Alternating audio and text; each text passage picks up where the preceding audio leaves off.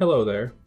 The purpose of this video is to go over Pope Tech and how it handles accessibility issues inside Canvas.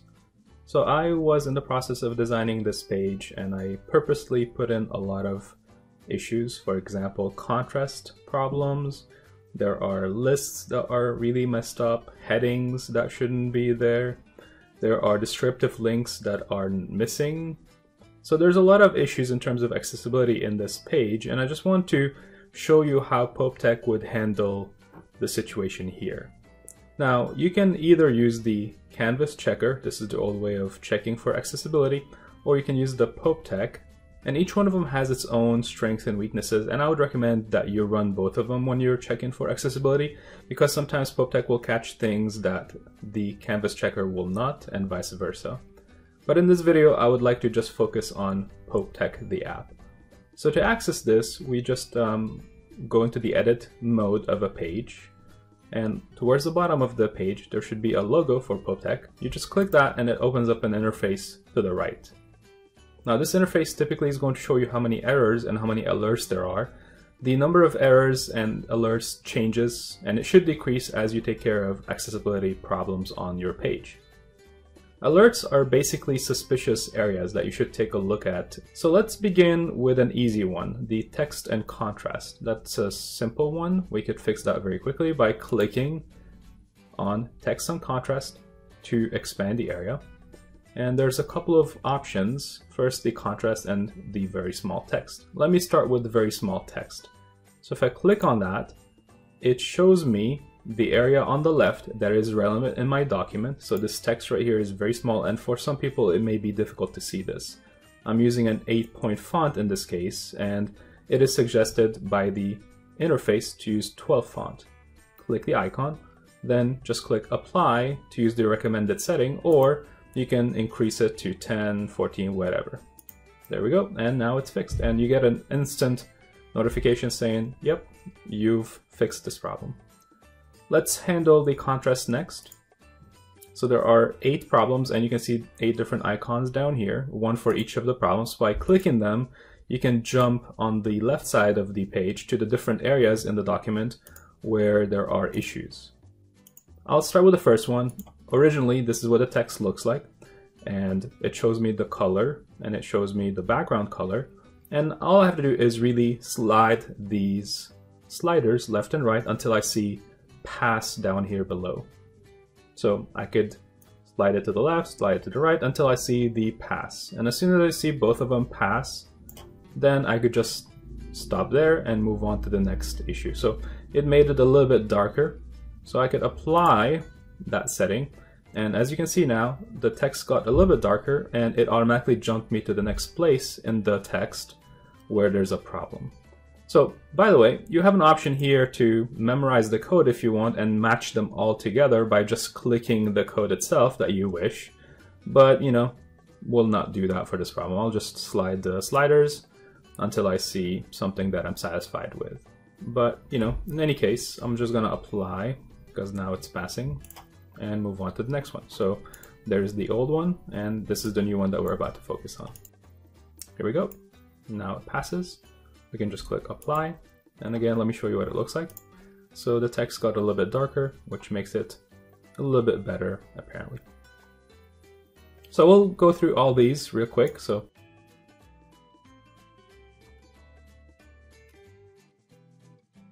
now that section is basically finished, and as you can see there are no more errors or alerts here, and the number of errors decreased, but we still have 3 alerts. So let's take care of the tables and lists next. So there is one alert in this table. So I'm gonna click on it, and again, it jumps me straight to that table.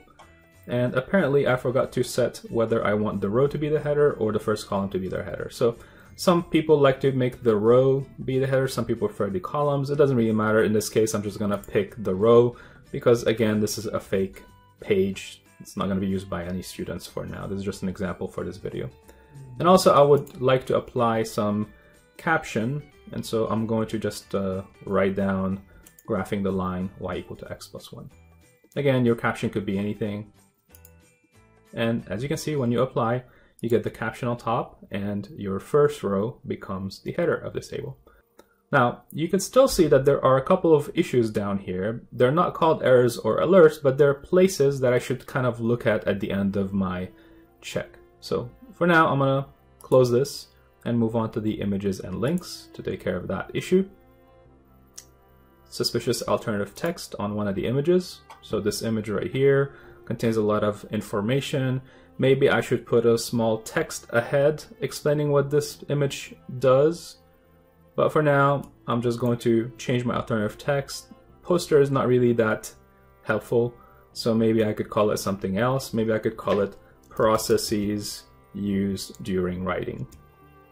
It's a little bit better than poster.jpg, but it's still not great, because for people who are visually impaired, this contains a lot of information, and sometimes it gets pixelated, as you can see on the side over here. So maybe I should put a small text before, or link it to a text somewhere else on another page to explain what is going on inside this diagram or this image. For now though, I'm just going to apply, and that takes care of the issue of alternative text. Let's take a look at this next suspicious link text. So as a rule of thumb, we don't want our links to just say here or this link, because when a person is reading using a screen reader, all they hear is here, this link, click here, whatever. They don't get a lot of information. So for example, in this section I'm talking about source media, so maybe instead of using the word here, I could just use source media instead. When the screen reader is going through, they will read source media instead of link. Let's check another one. So the table contains a bunch of images. So I'm just going to fix them by erasing the word LaTeX and just putting X and applying. So the next one is going to be Y again, and I'll apply.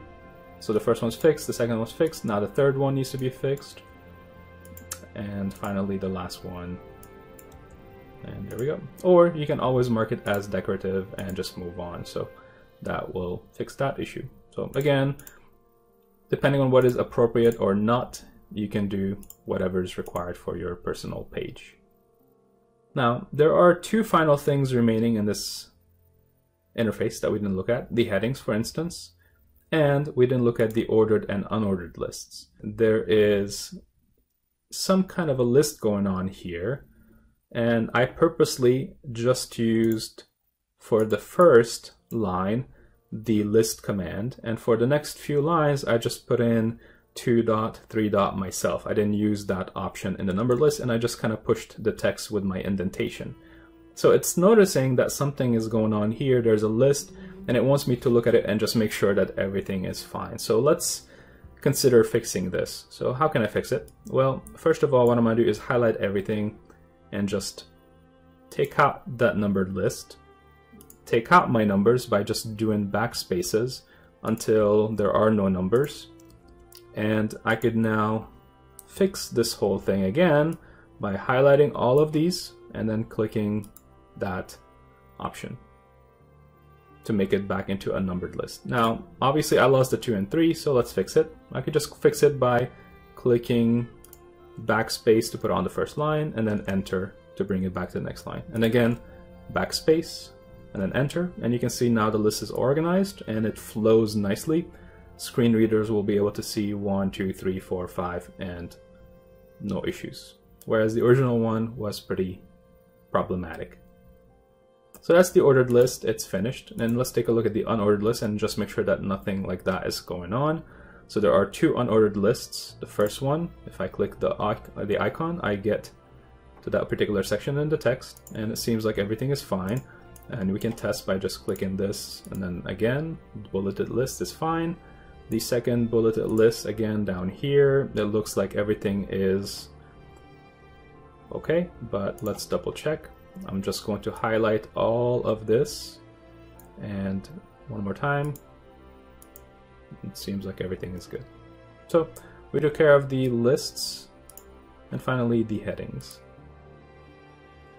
So again, none of these are errors or alerts in terms of how the PopeTech interface displays them, but it just tells you, like, I'm noticing something strange going on. For example, like this text right here is supposed to be an H2, but I just really made it massive by picking the 36-point font, and I didn't choose the right header. So there are certain issues in other places in this text. For example, here I'm using 21 font. Maybe I should be using a header instead.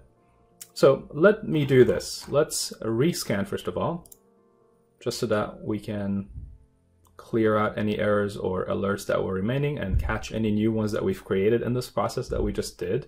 And as you can see, some of these went away. For example, revising is no longer here because we fixed it earlier when we did something with the list itself. So it's gone, but now we still have to take a look at H3 over here. It says other reading, please read the article, and it's a massive URL afterwards. So it wants me to think about whether I want this to be an H3 or not. So again, I could choose whatever option is valid or whatever option seems to be right. But let me start from the very top. Typically speaking, that should be an H2. So I'm going to go ahead and call it H2. Objectives down here, maybe that should be H3. Again, I'm using paragraph with a massive font. Maybe I want it to be H3, subheader or something like that. And then again, textbook reading should be maybe possibly an H3. So now other reading. So I don't want the whole text to be massive like it is right now. So I'm going to just backspace, click enter to go down to the next line and just use the words other reading and call them H3. Now I could do that in the box here, or I could do it off to the side. It's up to you. And I'm just going to apply, and it will apply the changes to that one. So notice it changed to header 3. And this text, I want to consider making it regular text, not a header text. So I'm going to click paragraph, and that will fix it, put it back into a 12-point font. So far we can see the changes we've made. Other reading, that's the one we just finished doing. It's now H3. Please read this article. So that's this original text, and we've taken care of it. So it's still visible here because we didn't rescan yet. So let's rescan one more time. And as you can see, it's gone because the scanner recognized that I changed it manually. So it's no longer displayed. Next, we have this text over here. It says by Wednesday, watch this video. And again, it's supposed to be a regular text, maybe not H4. Again, it's your call. H1 on definitions of terms and helpful tips. So I want that. Since I'm going with H2, H3, H3, H3, maybe I want to call it H3 again. So heading 3 for this one, and I'm just going to apply. And there you see, it changed. And then finally, we have, that's it. Have fun. So again, let's change it to H3 possibly, or whatever else is good. Now we've managed to create an error by doing all of these changes. So let's go back to the section and look at the contrast error that we're getting. So there's a contrast error that we're getting in this URL. So we need to fix it.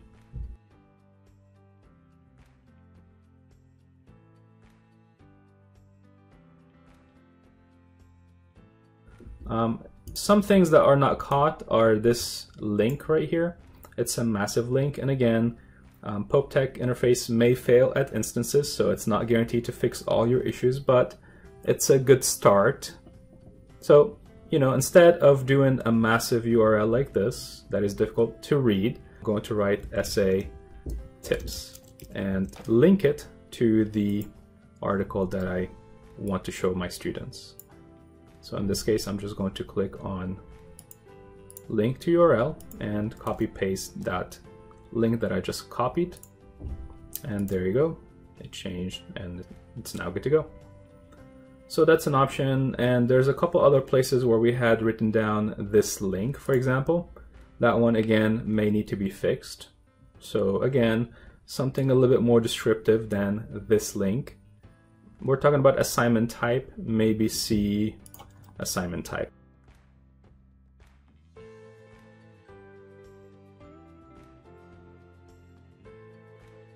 So that fixes it, and so the link is still there, and I don't have to go back up here and re-copy paste it and so on. So I hope that's helpful. I hope that you'll have fun using PopeTech, and that's it for this video. Thank you for watching.